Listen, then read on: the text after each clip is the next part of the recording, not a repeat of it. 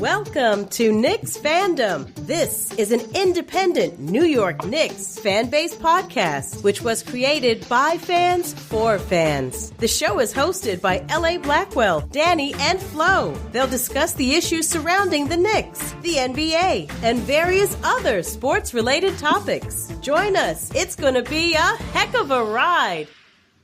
Because you can't knock the hustle.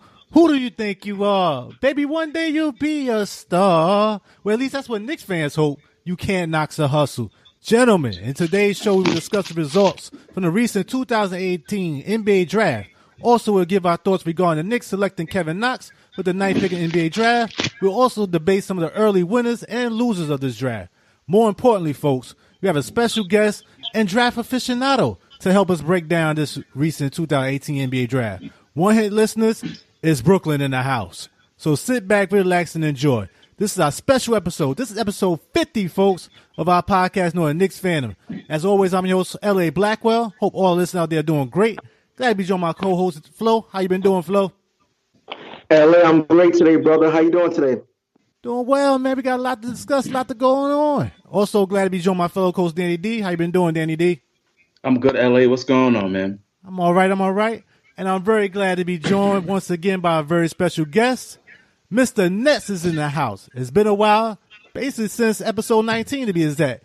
Mr. Nets, how you been doing? Doing very well. Last time I was called special, it came with a pun, but I'm glad to be back. Glad to have you back. A lot to talk. We bring everybody on this show, folks. Nets, Knicks, it's a whole community here. We're going to start it right off the top with NBA talk, fellas.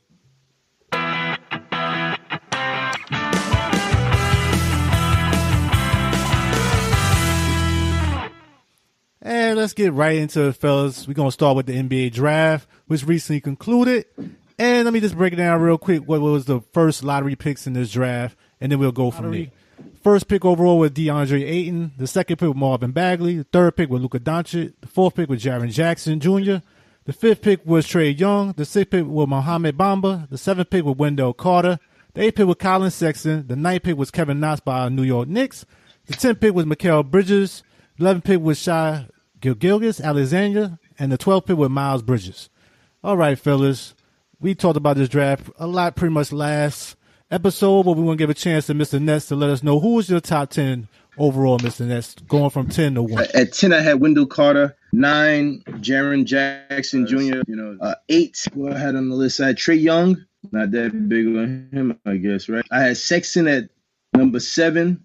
At 6, I had Knox. At 5, I had Bamba. At 4, I had Porter Jr. with the asterisk, of course. 3, Luka. 2, Marvin Bagley, and 1, Ayton. Okay, all right. Something similar, a little bit different. But what did you think of the draft overall? Just looking at it from the outcome. Other than the top 3 picks, everything else is we're gonna wait and see. From I say from 5 all the way down to the end of the draft. There's a lot of guys that, need a lot of work, has a lot of flaws. Some people love people more than others.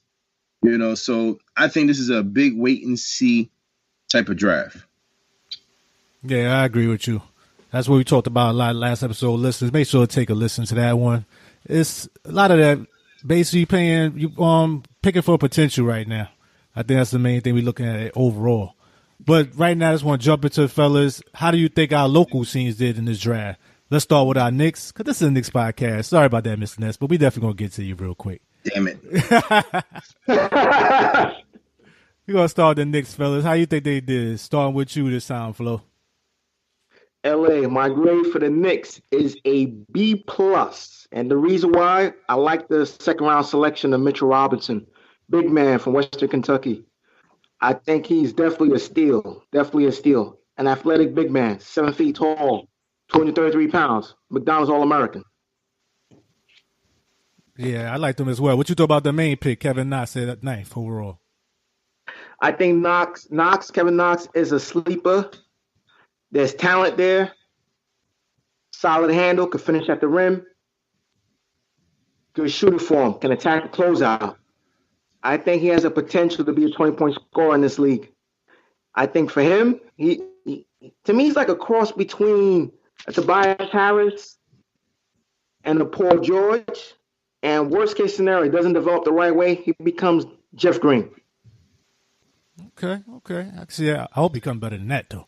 But just for our listeners, in case they missed it, let me just break it down real quick. Kevin Knox was selected by the Knicks with the 9th pick overall, 6'9", 213, 18 years old, small forward / power forward type position. Mitchell Robinson, 7 feet, 223 pounds, 20 years old. He posted with the Western Kentucky, but he pulled out of that and not really playing for the whole year. Just kind of put some question marks around him. And then the Knicks signed with a 2-way contract, Arizona shooting guard, Alonzo Trier, 6'5", 205 pounds, 22 years old, average 18 points per game, 50, 38, and 86 free throw percentage as well. They signed to a 2-way contract. And just for people out there may not know, a 2-way contract is basically a contract, the average athlete salary depending upon the league in which the athlete is assigned to, as opposed to a 1-way contract that would pay the same salary regardless where the athlete is assigned to play, which is basically if you went to the G League and the D League and things of that nature. The 2-way contract basically is supposed to address that issue for the players that want to remain in the States and not really have to go away and still get a little more publicity, get a little more extra money, a little more stability until they actually called up for some longer time frame, I should say, overall. And how about you, Danny? What do you think about the Knicks pick? It was a good pick at number 9. You got someone who's versatile. He's a young guy. You can help develop. And then you can see in college he's a scorer. And when he gets to the league, he's not going to need that help to create his own shot. And he has the height he could defend. He can put some weight on. Fizdale can develop him. He's a good pick.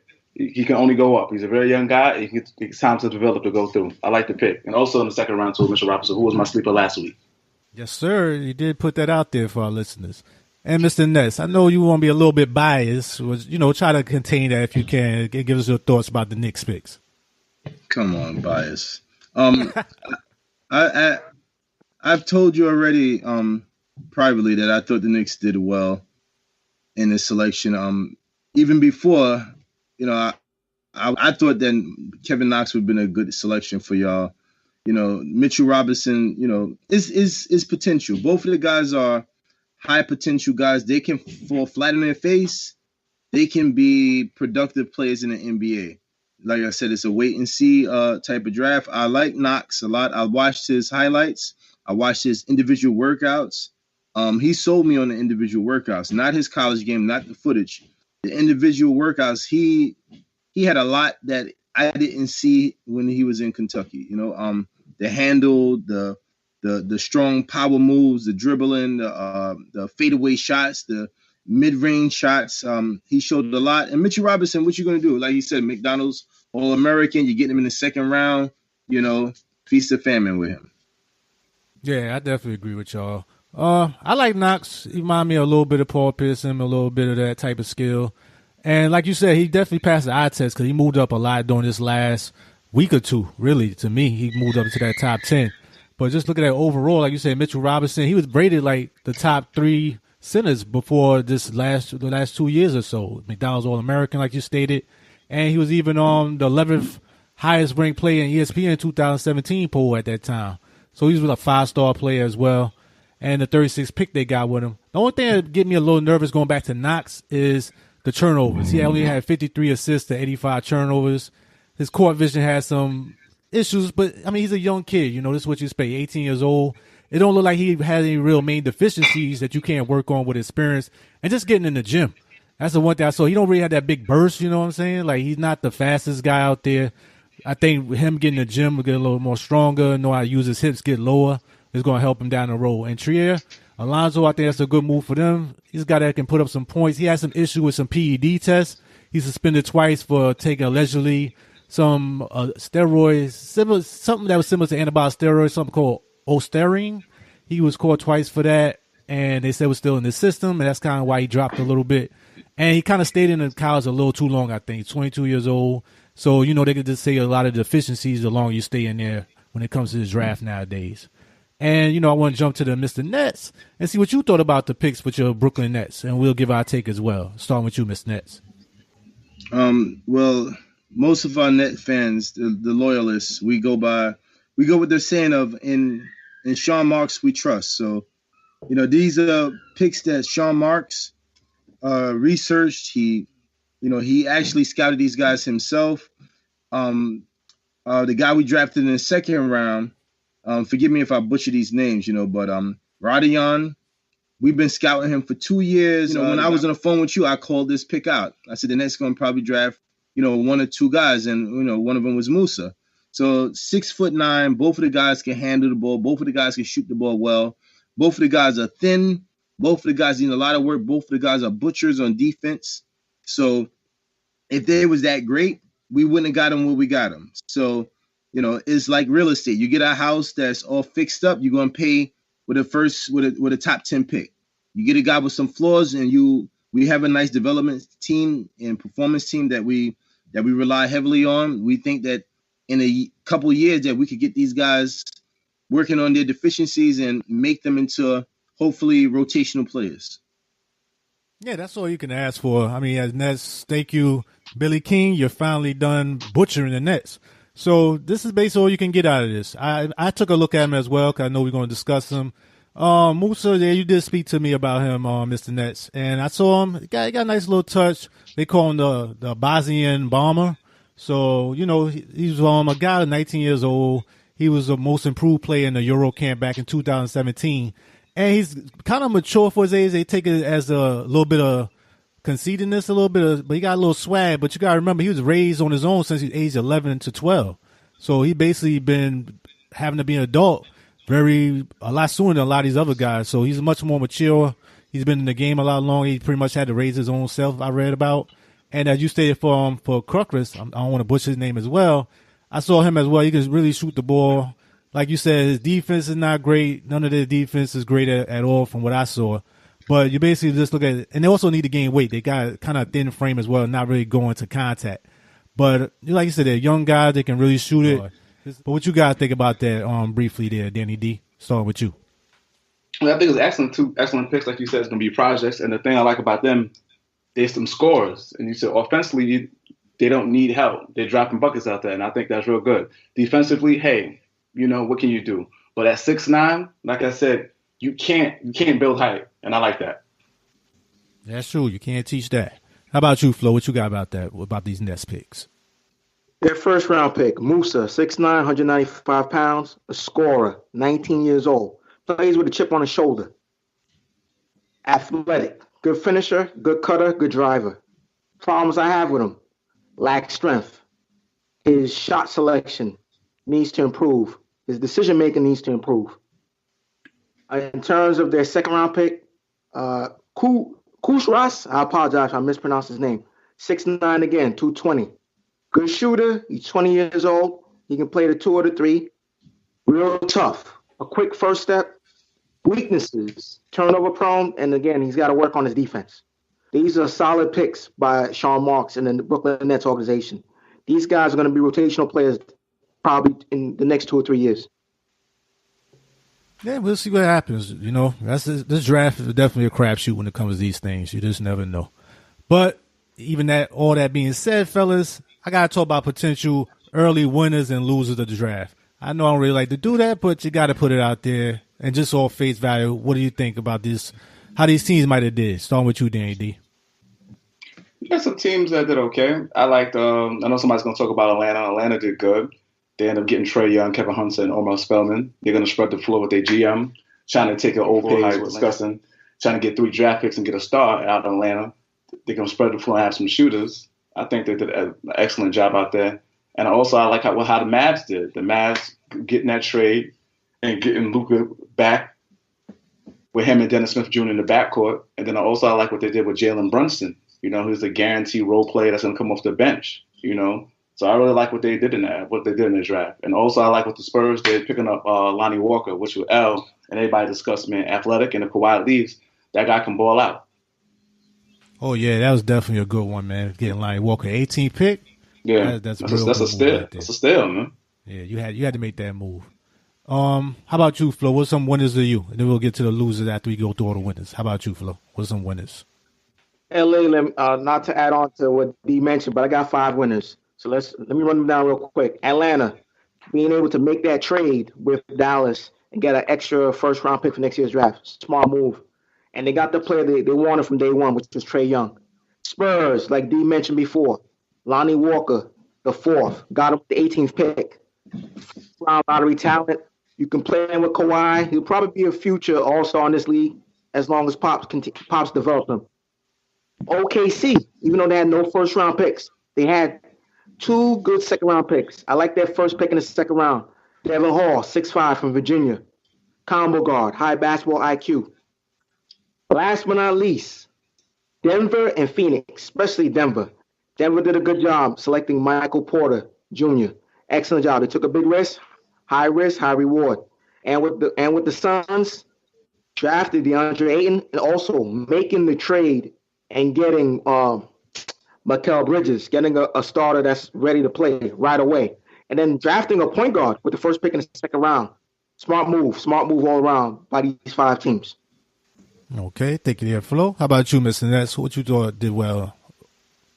Well, I'm going to basically repeat what the 2 co-hosts said. I don't want to be, overly redundant, so I'll just say the names. Phoenix, like what they did. Spurs, of course.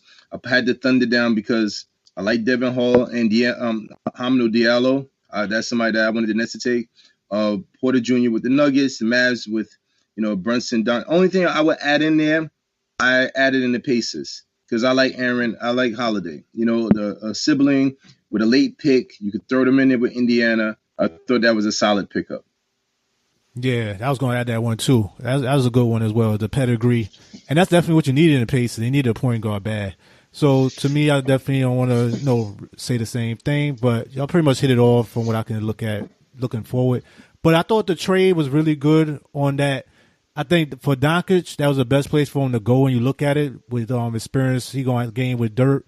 And also now it really helped Dennis Smith Jr. play off the ball because I don't really look at him as a point guard. So now you got Doncic. He's going to take care of a lot of those responsibilities. So that's a good move for them. And like you said, Trae Young, I'm a big fan of his. I think that's a good move for them. That's their GM and stuff. He grew up with Golden State. He was back there with Steph Curry. So no shock he picked him.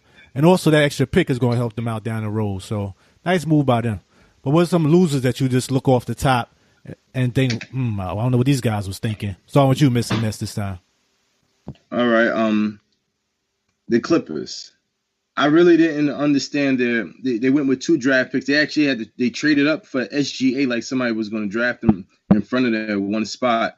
And Jerome Robinson, that was an extreme reach. With the Nets drafting at number 29, I was researching Jerome Robinson. He came up across our radar, but I'm like, nah, catch him in the second round.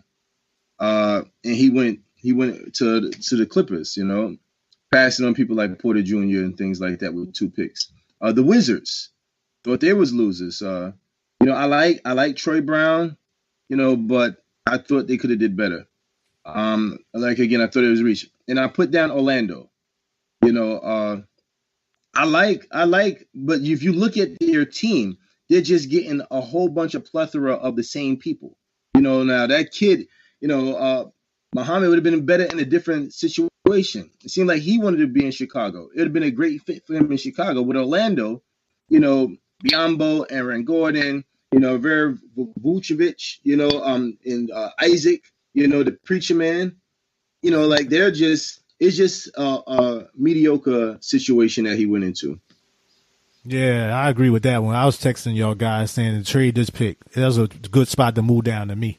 Because they need a point guard. And once you wasn't going to go after Trae Young to make that happen, I'd have traded down. You could have got some real value for that to me. What you thought about that?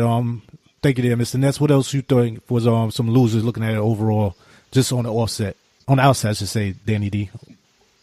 No, so, yeah, I have to agree with the Wizards, too, because with Troy Brown, they have a report saying that he might not even start. So it's like he's not even making a rotation and be playing off the bench. So now you're basically saying you might have wasted a pick at 15. And also in the second round, what did you do at number 44, picking up another guard, Asaf San? I don't know what the person left that and of that nature. And also, I'm saying a biggest loser also who didn't even get the draft was the Raptors. You didn't make no effort to get anybody to get in the round to try to do some haul. You got swept out of the round. So I thought you try to get some new talent to help out your bench. Oh, you didn't start and roll, and you didn't even try. Yeah, I gotta agree with that one as well. How about you, Flo? Who you thought didn't do the best job on this night? LA, I agree with both Mr. Net and Danny D. 7 losers in this draft. Let's start. Toronto, no draft picks. Their first round draft pick actually went to the Brooklyn Nets for that DeMar Carroll trade. So Toronto pretty much, has the same team going from last season, even though they got swept by the Cleveland Cavaliers in the second round of playoffs. So that's one loser. Loser number 2, Washington Wizards. Need a rim protector. They didn't get one at all. Got yourself Troy Brown Jr. Don't get me wrong. I think Troy Brown Jr. is a good ball player, but I'm going to mention him a little bit later on LA shortly when we talk about potential busts. But again, Wizards needed a rim protector. Portland, again, drafted a guard. Not too sure why they drafted a point guard. You got Shabazz Napier as the backup point guard to Dame Dollar. They don't need a guard. So Orlando Magic's another team that needs a point guard. Didn't draft one. Like Mr. Net mentioned, bunch of forwards, bunch of big men. Again, no point guard. So I don't even know who's going to pass him the ball. So Hornets, loser when they made that trade with the Brooklyn Nets for Dwight Howard. So they're the biggest loser in this draft. And the Clippers, reaching for Jerome Robinson, like Mr. Net mentioned. And the 76ers, trading away Mikal Bridges to Phoenix for Zaire Smith. Dumb move by Brent Brown. Dumb move. And he's going to regret that down the road. Okay, yeah. That's the one I was going to jump on real quick. I didn't understand that one. I mean, I know you wanted the first-round pick, and you got that in Miami 2021. It's going to be protected for the most part, I think. But looking at overall, I thought Bridges was a much better fit. He was much more ready to step in there with Simmons and Embiid, I should say. And I just think he would be a good fit because he's a guy that's a catch-and-shoot player, and that's why he really works with them for the human resource department. So I thought that would help out his transition as well. And now that goes out the door. I just thought that was just reaching, trying to get a little too much if you're trying to be a win-now team. And then also, I didn't think the Cavs, I thought Sexton was a good player. He's one of my higher picks, but I don't know how well he's going to fit in with the Cavs over there. And that was a move to try to hope and keep LeBron. That's not going to do it because that's not the type of player LeBron really wants on his team. And more likely, if he does stay, you're going to end up trading him. So we'll see what happens with that. And also, another thing, like you were talking about Browns, like you stated, Flo, you needed a big man. I didn't understand where that move came from, looking at that overall as well. And just go ask for the next thing, topic-wise, fellas, potential bust, like you stated, Flo. Who are some guys you look at maybe potential bust right off the bat? Starting with you, Mr. Nets. Well, I put down Zaire Smith. I'm not big on Zaire Smith. I wrote down Zaire Smith, a.k.a. Jeremy Evans. Very athletic, jumping around. 6'4" small forwards don't excite me. And he's not known as a shooter. So he's a work in progress. He's a guy, like, if you watch football a lot, he's a combine guy. He came in the combine and did well, but he's not a guy who I can see right out the back. Now, things can change. He may develop into something spectacular, but just right now, he's going to I think that he's going to be on the bench for you, for Philadelphia. Mo Wagner. A lot of people like Mo Wagner. I watched a lot of footage on him. I was praying that the Nets don't draft him, and he wouldn't be forced. I guess somebody said, "Oh, I know y'all want Mo Wagner. I'm glad he's gone." The guy's slow as molasses. He got a long shot. I just think that he's just going to be another, guy on the end of the bench. And I'll go and say Jared Jackson. I'd rather go somebody up high, a top 5 pick. I don't believe in the guy. I don't know if the guy believes in himself. He's so lackadaisical when he plays. I don't see the fire in him. He has talent, big guy with talent in the world. We've seen that before. I'm willing to say that guy 5 years from now, we're going to be looking back at this draft and say, what happened to him? Those are my 3. Okay. That's a tough one, too. That's a real bad bust if that happened for Memphis. What you guys want to add to that? Starting with you, Danny. And that's a guy, that's missing the ticket out of my mouth. That's what I was going to say. A possibility. Because if you look at the tapes and things like that, it could be a possibility. Lackadaisical, yeah. And then you said the motor. You can see something against the motor. I don't know. Because now if you say he's playing NBA, it's a different game. It's not college. So you have to be motivated to go down there. And I don't know if the jump shot's going to be consistent, be open out there, and if he's going to be motivated to go out there and play. So it's a high risk on me. And I'm thinking maybe they took him too high. Yeah, I hear you on that one. How about you, Flo? What you want to add to that? Yeah, definitely. Memphis, Memphis. I said this last week. We knew Memphis was going to screw this draft, and they did it again. So, no surprise at all. No surprise. Anything else you want to add that you think might be a bust that we didn't cover? Anthony Simmons, Portland, again, 6'3", lack strength, lack explosiveness, and a gentleman I mentioned earlier, Troy Brown Jr. He doesn't fit with the Wizards. He's a poor shooter. Don't get me wrong. Small forward, good height, 6'7", wingspan 6'11", but wrong team. He's on the wrong team. He's going to be a bust if he stays with the Wizards. He's got to get traded. And Shai Gilgeous-Alexander, turnover prone. This guy has the potential to be the next Michael Carter Williams. And that's not a good thing. I know I know that we like the potential of Michael Carter Williams, but he's yet to show that he deserves to play in the NBA. So those are my potential busts. Okay. I got a few I want to go into too as well. How about you, Danny D? Anybody else you want to add that we didn't get a chance to uncover? And I think Kevin Hurdy, the one that the jump shooter that went to Atlanta. I said the possibility. If it's not consistent, I say he might be in trouble. That's my sleeper pick, man. I'm sorry. Sorry, man. I know what you mean, though. He's kind of a little one-dimensional, but I think he's going to be a little better than you think, though. Hopefully. I hope so. Yeah. Why you hope so? Hope so. I'm really motivated. I hope so. For me, I'm going to move up a little bit higher for some of the higher pick players who I just really wasn't convinced with. Number one, Jerome Robinson. I thought he went a little higher than me for the Clippers. I didn't see nothing that made him a 13th pick overall. I thought it was a little high. Also, like you said, Shai Gilgeous-Alexander. That guy didn't impress me, man. He might be a player that's going to be in the league for a long time, but he got to be one of the really heady players and just solid. I don't see no superstar. Nothing jumped out athletic-wise. I mean, other than he's tall for a point guard. So, I mean, if he's going to be maybe a Sean Livingston type like he is now after he got hurt, maybe. But I didn't see the big hubbub about him. And also, Wendell Carter got me a little nervous for a 7th pick overall. They comparing to Joakim Noah. I don't know. I wasn't that impressed with him as well. It's like I couldn't really get a good finger on him. He was up, he was down. But athletic-wise, I was not impressed with him at all. And also, I know they say he was playing behind some guys. You know, they took a little bit of his shine. But I just didn't see a lot of major stuff out of him. He might be a solid player, Al Horford type, but if he does that, I'll be shocked if he becomes that good. What you thought about that, Mr. Nets? I know we talked about him a little bit off the air. Wendell Carter, I think that he'll – see, I don't think that – when I say bust, I'm talking about like bums, you know, guys on the end of the bench.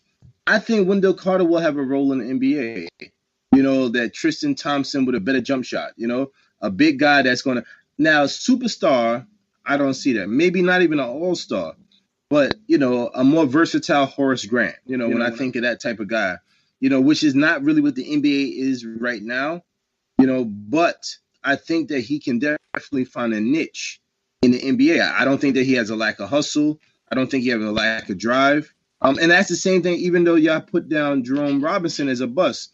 I think he was a reach. I don't think of him as a bust. He's a guy who gives a lot of effort. He'll be out there on the floor. He can hit a jump shot. He can play some defense. He's an all-around nice player. He reminds me of a guy on the Nets, like Spencer Dinwiddie. So I don't think Spencer Dinwiddie is a lottery pick, but I think that he's a serviceable NBA player. So I just wanted to counter that. Okay, I hear where you're coming from. I know what you're saying, not so much busting like this guy be, you know, overseas or something, or may not even be in the league in a couple of years. But like you said, if you're a lottery pick, I expect way more out of you. And if you're gonna be a 7th pick, you gotta be a legit star in this league to me on some type of level. Yeah, just being a lottery. Otherwise, you could have just traded down if that's the case. You know, that's a waste of it in that regard. But like you said, Chicago picked a safe pick. Same thing kind of with Orlando. But I got more faith in Bamba than I do in Carter. I think Carter might be, like you said, a little more solid, but a real difference maker, I would definitely go with Bamba over him. Like you said before, you can't teach height, you know. And just want to move on to the next topic, fellas, and just talk about our local teams real quick. And just ask y'all, realistically, how well do you think the Knicks and the Nets will do next season after we just got these draft picks and maybe some free agent moves that we'll talk about a little more later on in the show? How do you think they're going to do realistically next year? Starting with you, Flo. LA, to be honest, to all the Knicks fans, I don't think the Knicks are going to do well this year at all. I think they're going to struggle. I think they're going to play with a lot of effort, with a lot of fight, but they're going to lose a lot of games next season. A lot of games. And what about the Nets? Think the same thing as well?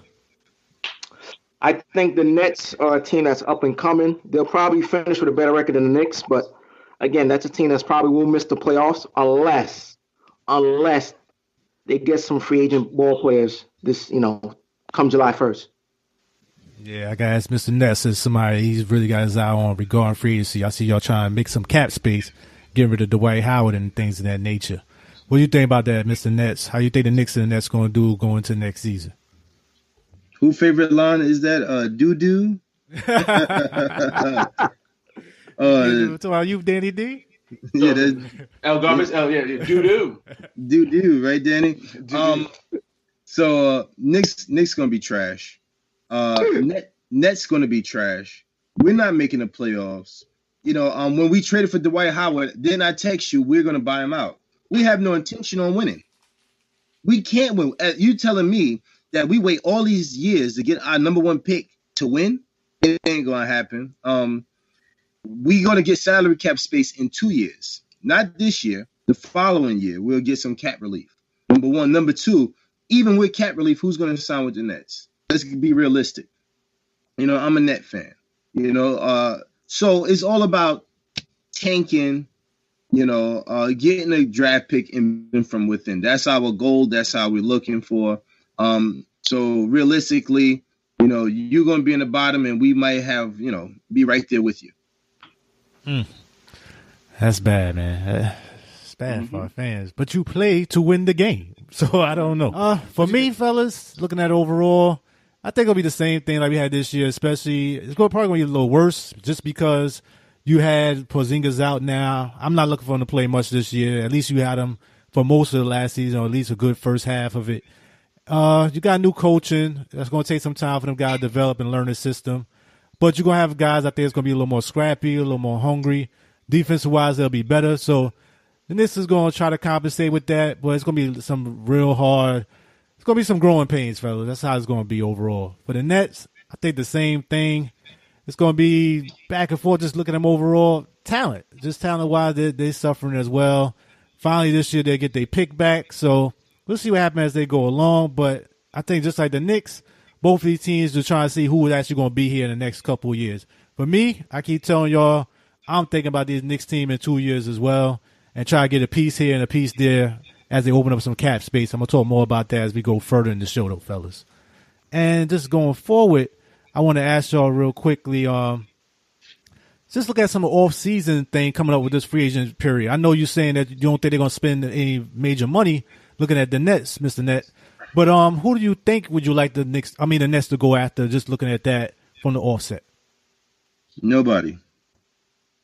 Right. Now you Randle type? No, we're not getting any big-time free agents. Like, before the season ended, I was one of the people that said, yeah, I like to get Jabari Parker. That was the name that I floated around. But now I understand my ownership. I understand my general managers. They're not going to bother with Jabari Parker. It's all about 2020, 2021. They want to develop players. That's the reason why I had no doubt that Dwight Howard was going to be bought out. That's why if you get somebody like a Jabari Parker, they're going to look at him as like, hey, we got two guys that we just drafted who's 6'9", who should be, in my opinion, should be working in the G League. But I don't really see how us getting Jabari Parker, even if he has a decent year and we get 36 wins, how it's going to make us a better team. So if we're looking at the long run, it's better to lose. It's better to develop guys like Caris LeVert, seeing D'Lo get healthy, watching Jeremy Lin contract go away, DeMarre Carroll, like Flo brought up earlier. Those are the type of moves that we make. We pick up guys on teams, help them out, and we get something in exchange. This draft picks that we got this year, the two European guys and DeMarre Carroll, we traded them to pick. We got those players and DeMarre Carroll from the Raptors, in that deal where we sent them Justin Hamilton. So those are the type of deals that we we use our cap space for, to build up assets. So who we going to sign? Probably somebody like Bryce Johnson, to be honest with you. He's been in the Barclays Center working out, so we're looking for value picks, young guys that we could keep under control, hopefully develop with our developmental team. And next year or the year after, we'll become much more attractive, So that's where we're at. Okay, I hear you. And just looking forward, what do you think about D'Angelo Russell? Is that a guy you see like down the road you want to keep, or are you still undecided looking at that? That's Mr. Net. We invested in him. We in it together, Is you and me. We in this, So that's why I like Spencer Dinwiddie, but it's D'Lo, I hear you. I'm just trying to see who y'all think worth keeping and who is worth, getting out of here before you try to. You got to keep somebody. That's the thing with the Knicks. Of course, you got to keep somebody to make this somewhat attractive as you go year by year. That's the way I'm looking at it for me. It's like you got to pick one person this year, another person that year, and then hope your young rookies that you just drafted is going to produce in that same time frame. And then by the second or third year, you go after that main piece. That player will feel comfortable coming into that scene. That's the way I think it's going to be going forward. What about you? Let me add. Go ahead. Can I add one thing? Sorry about that. We have D'Lo that like maybe a lot of the Knicks fans aren't really fans of, or really haven't really sat down and watched him, and even Net fans because he's been hurt. But we invested in him. That's how going to be our point guard going forward. Caris LeVert. I know Flo brought him up before. I'm a big Caris LeVert fan. I think he's our future two guard. I know we got Crab and people like that, but that's the guy that I think will emerge. We got Jarrett Allen. That's our center. So to me, we got 3 spots filled up. We just drafted 2 6'9" guys. If we add some weight and send them some insure, hopefully they can put some meat on their body, and maybe one of those guys will be a small forward or a power forward. And then a guy like, Rondé Hollis-Jefferson, I think Rondé is a very good player. On a different team, people will be talking about him a lot better. He'll be one of those budding stars if he was on a different team. But on the Nets, he's just one of the cast of characters of players, but he may be a guy that we let go, just because all these guys, you can't pay D'Lo and Rondé Hollis-Jefferson and you're winning 20 games. It don't sound right. Yeah, I hear you. I like him as well. I like Spencer too. But I know you're not as big on him as I am. I like him. This is walk year. Who gonna pay? We gonna pay Spencer $50 million to be the backup point guard? I hear you. I hear you coming from. What about that, Flo? What you want to add to that?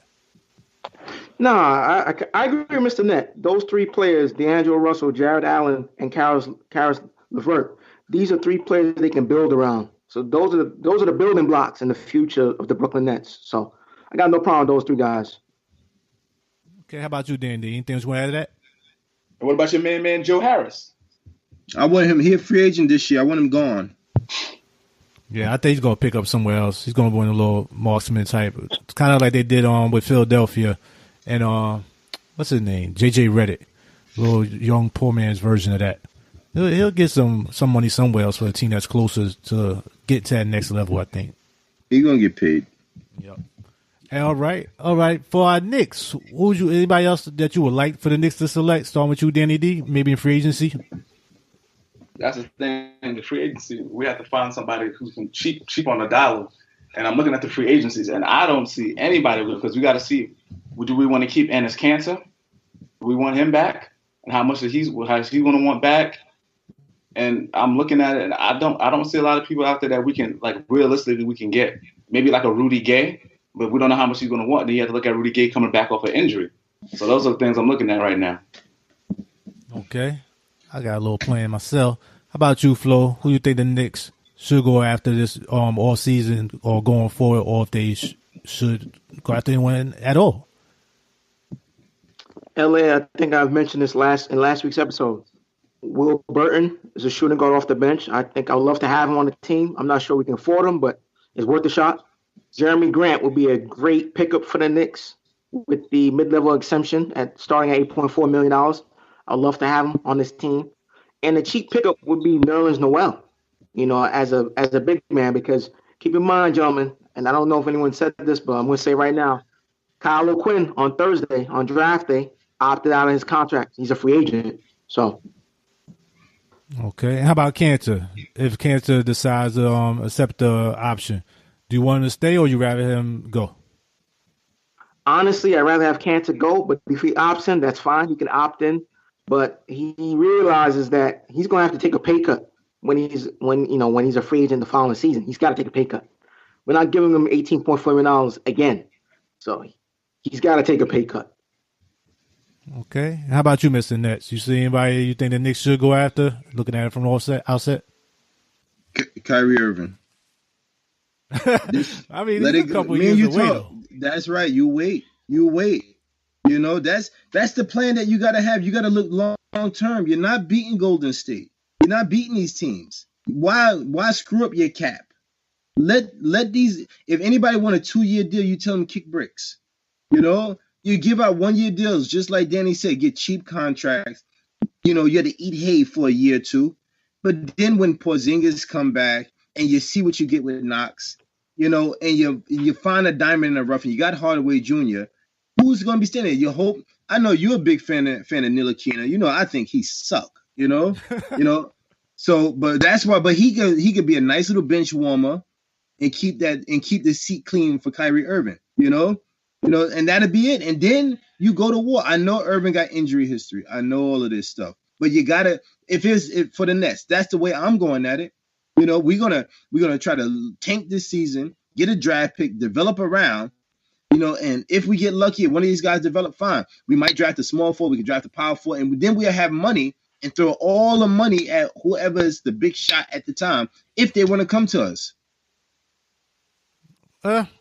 There's hope for the world, people. Because for once, Mr. Nets and LA Blackwell going to agree on this.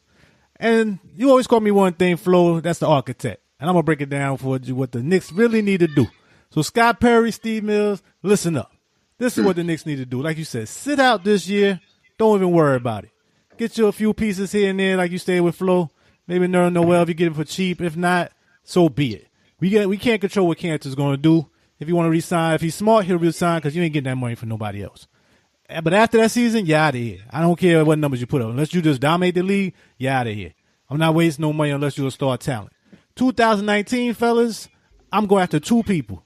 2 restricted free agents. That's Karl Anthony Towns and that's Miles Turner. And I'm going to make a run at them and try to get him a contract and see what happens. I think Towns want to get out of there, and I don't know if Pacers feel like Turner's going to be a guy they want to put real money in. I think both of them would fit in nicely with the Knicks. That's who I'm going after 2019.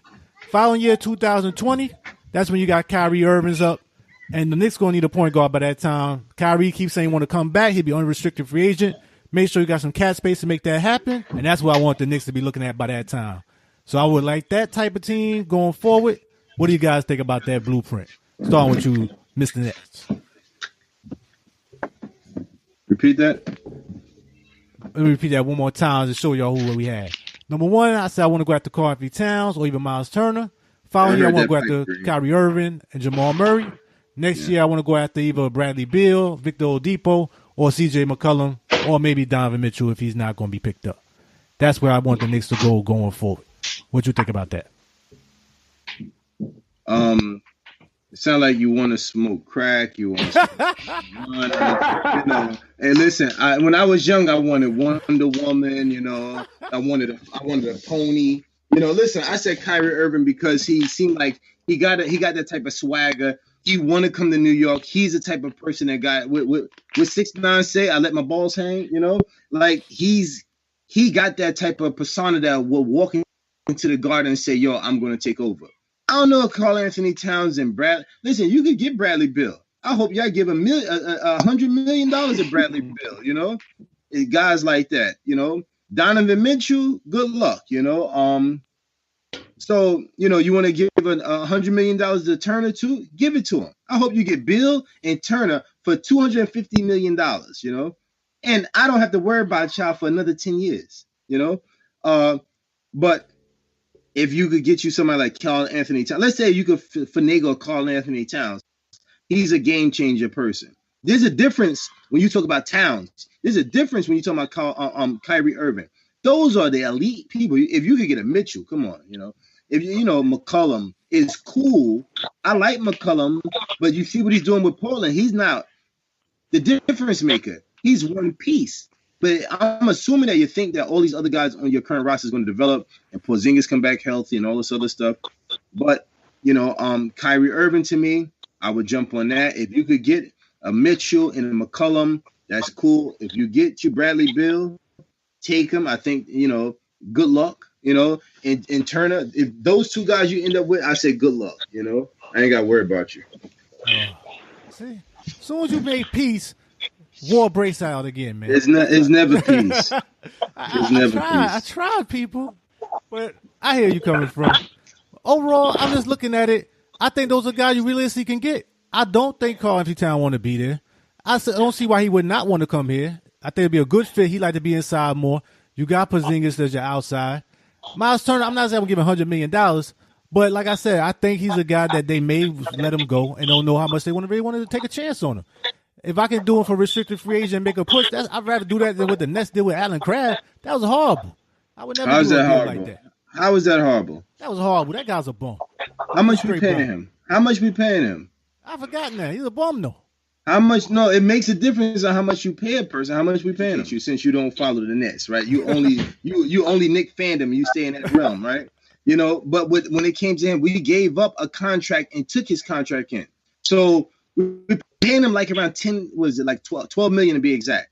For a two guard, paying him $12 million. We gave up Andrew Nicholson, who's basically right. Anybody seen Andrew Nicholson in the last 2-3 years? He was getting paid $9 million, I believe. So you take one bum, we'll take on an $18 million contract, but you got to take this guy who's a zombie. So we're going to eat the $9 million or $10 million contract, and we'll at least get some service out of a guy. While you take the guy and I think they stretched him out, but you never heard of him. So we already stretched out Darren Williams. Can't keep stretching out everybody. So that was the reason why it makes the Allen Crabbe deal more digestible. So we're not paying him the $18 million that you read in the newspaper. We're paying the difference between him and Nicholson. You got to look at it like that. I guess. I hear where you're coming from. What you think about it, Flo? You think this deal is more realistic, or you think I'm off my rocker as well? Questionable. Very questionable. Smart man always. That's the smart man. I always get the smart stuff when I listen to Flo. I get pipe dreams when I listen to you, man. Come on, man. See, this is what happened when you've been in the doldrums a long time, in the darkness, people, and these Nets. It's hard. I understand. It's that Stockholm syndrome. I understand. It's okay. Billy King not here to take your abuse. I take it. I gave Flo his respect. He's a Knicks fan. I gave him respect. How about you, Daddy D? What you think about some of the potential moves I thought I put out there? Some of the potential moves I can see, but some of the big market people like a Miles Turner, Indiana's not gonna let him go because they're gonna have his rights and they're gonna give him the max to keep him there. So you say Miles is gonna stay. Cat, it's 50-50. He might want to go to a bigger market, but then sometimes in the back of my mind, I don't know if he's gonna want the shine light. But somebody like a CJ McCollum, I could see him coming to New York. But the thing is, the only problem is it's the money wise. That's the same thing. It's the money wise. Are you gonna have enough cap space to give some of these people? Because you got to look at it now. You have people now. You got bums now like Trevor Ariza who want $60 to $80 million, and he played horrible. So you have people who consistently like CJ McCollum. They're going to be looking for max money, and are we going to be willing to pay to break the bank to get these guys? That's the issue. I hear you. They pay him that, then they say like in the movie, hey, good luck, man. I ain't paying him that. Not the way he performed this last playoffs. And another guy thought if you can't, let's say you can't get a real or you don't want to pay that money, another guy that's going to be out there as well is going to be Malik Monk. He's going to be a restricted free agent that year as well. And I don't know if they're going to want to pay him anything significant. But the reason I say, who said, go ahead. No, I just said, you that's who you banking on. You're going to wait 3 years and say, hey, Knick fans, I'm coming back with Malik Monk. That's what you're going to come with? It's about solid players. You have to look at potential. I like Malik Monk. You got to look at this guy and see what he's going to be in the next 2-3 years. Well, if I got Karl-Anthony Towns, Kristaps Porzingis, Kevin Knox, and I got Kyrie Irving or even Jamal Murray, and I got Malik Monk, I can live with that. I'm fine with that. I don't need every player to be an all-star. I need about 4 players and another player to step in there and do a role. Is Monk better than? Is Monk better than? Will be better than Ntilikina? It's tough to say. It's tough to say. See that your hesitation speak volumes. It's tough to say. I don't know what they're going to be in 2 years. Thank you, Nick. Offensive-wise, I say Malik is going to be better, but I don't know if he's going to be better defensive-wise or things of that nature. That's why I'm banking on to see how they do in 2 or 3 years. And Ntilikina will suck. I'm not expected to be a superstar. If he could be a glove defender and he can just, another guy that can help pass the ball and do some things, play different positions, that I'll be fine for me. Yeah, he might be a solid good rotation player at this point. I agree with you on that. He could be a nice compliment to another guard too. But, that's where I'm looking at it. Because you ain't got much option, Knicks. You're going to have to go that route. I mean, these other stars ain't leaving their teams right now. So if you can get some guys a little disgruntled with some talent and just try to, add one on top of the other, that's the best way to go to me. May not get all of them, but if I get like a half of that, I'll be fine with that. But we'll see. Time will tell. Going forward, fellas, I want to see another thing I want to talk about real quick. It's just L.A. Go ahead, Flo. Let me just mention 2 things real quick. Danny Green opted in. He's going to earn $10 million from the San Antonio Spurs next season. What do you think, gentlemen? Oh, good move for him. Because he wasn't going to get that nowhere else. A lot of guys opted in. Same thing with Melo. He opted in for $27 million. Austin Rivers opted in for $12 million. What's the chance opted in for $12 million? The guys are smart, man. They know they're not getting that money nowhere else. What you think about that, Danny D? Like you said before, yeah, he better thank the Spurs, that they have that contract. The shooter, but he wouldn't fit nobody else, and they wasn't giving him the money. So good job, Danny Green. Where they stay. What do you think about Melo? $27 million. Oh, man, that's a horrible contract, man. What do you think? As I said, what you think, Melo? You think Melo? Listen, I told you Melo was the spots are down for. I love Melo, but I told you it's not about basketball when it comes to Melo. It's about money. I said when he left Denver, he could have waited, but he saw that new CBA ruling coming, and he wanted his money up front, and he couldn't have waited. And that's the problem. And it's always about money for basketball. It was always about money with Melo. It wasn't about basketball. I know he's a great player, but that's what happened before. And look what happened. So he opted in, and he's asking fans upset in OKC. He said, what y'all mad about? Live your life. He wants his money. What can you do? Very much. What you want to add to that, Miss Nets? I thought that was classic by Melo. Oh, man, Melo. Y'all mad? My man, Melo. Cash out. Your woman took your money, but you got yours back. Here you go. Nothing. Danny Green, I can't add on any much more than that. Danny Green, he getting his cash. Melo getting his cash. What can you say? I wish I was 6'5" with some skills. Yeah, that's a tough thing, man. Basketball, these contracts are guaranteed. That's the hard part. It ain't football. You can't just cut people when you know they're no longer productive like they used to be. And how about you, Flo? Anything you add to that? Nah, Melo, get your money. Danny Green, get your money.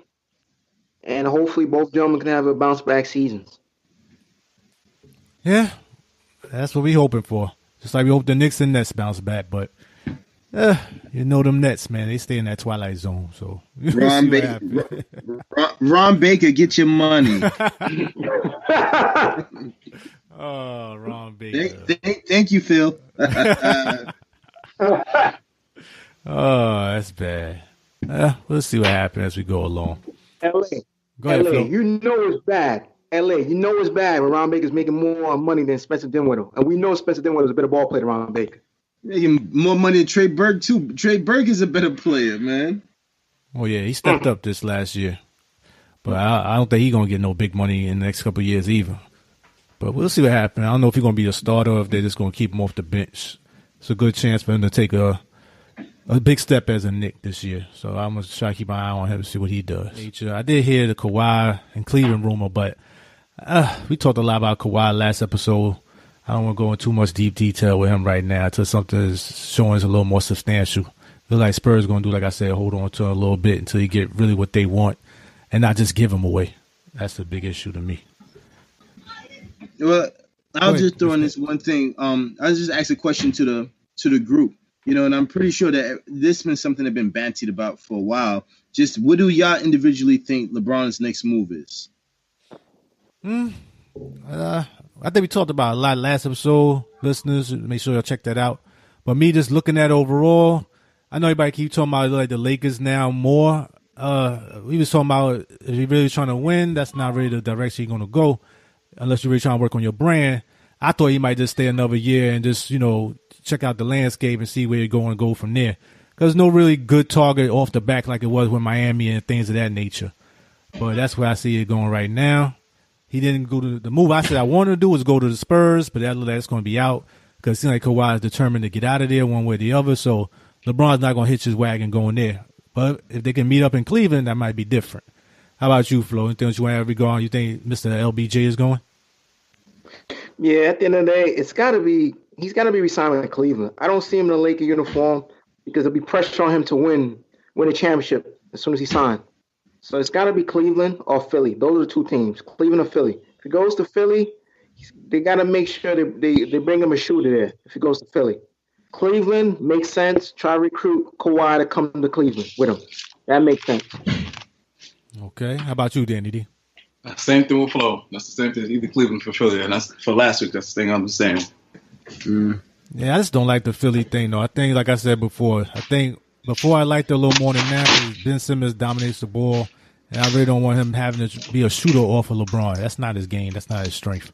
How about you, Mr. Nets? What you think LeBron's going to go? It's no different than what y'all fellas said last week. What you're saying this week. I've been preaching the Philly bandwagon for a while, not just because of what the people they have on their roster, because they have as much money as anybody this offseason.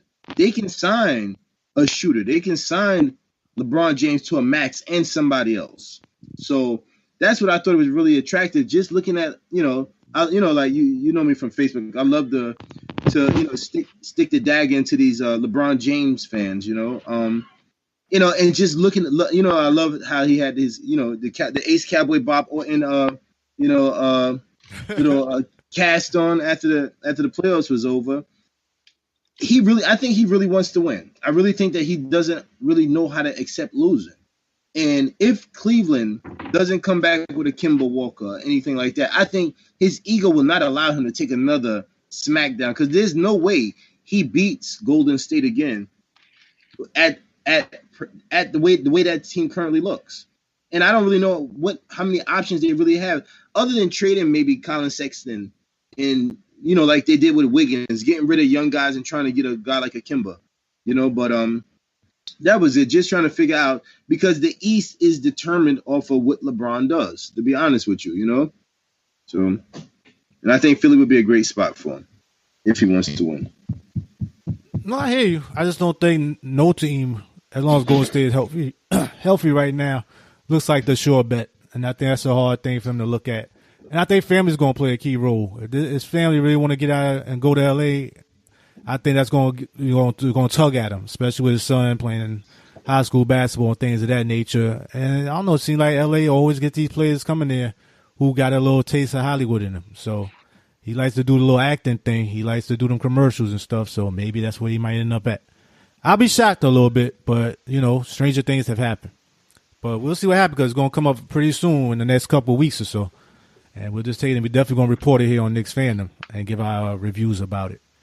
But thank you there, Mr. Nets. Much appreciated with that. And I think that pretty much brings us to closing remarks for today's show, fellas. And I want to start with you, our special guest and esteemed guest, Mr. Nets. You got any closing remarks for today? Yeah, I appreciate being brought back. I like my part-time job is, being a Knick hater. It doesn't pay. It doesn't pay well, but it doesn't get old to me. But it's all good-natured fun. Me being a Net fan, watching the Knicks, wallow in the mud with us right now is, it's just like Pookie and what's the guy from what's the movie? Leon and Pookie. You can't give, and you're looking at me calling me a crackhead, right? So it's just, like I said, I appreciate y'all fellas. Y'all keep doing the good work. Glad to see y'all still doing it. Don't ever give up. Y'all getting better with time, just like Juan. Thank you there, Mr. Ned. Much appreciated. It's all good here. We go back a long way, listeners, so it's all love up in here. How about you, Mr. Danny D, what you got for us for closing remarks for today's show? Mr. Nets, man, thank you for coming on. We're going to see you in the 2019 draft. Top 3 picks are going to be Knicks number 2, you number 3. We're going to do our thing. Fans, keep on listening, keep on showing love, and appreciate it. Keep on subscribing. Thank you, dear Danny D. Hopefully we'll end with number 1 and number 2 pick if that's the case. How about you, Flo? What you got for our closing remarks?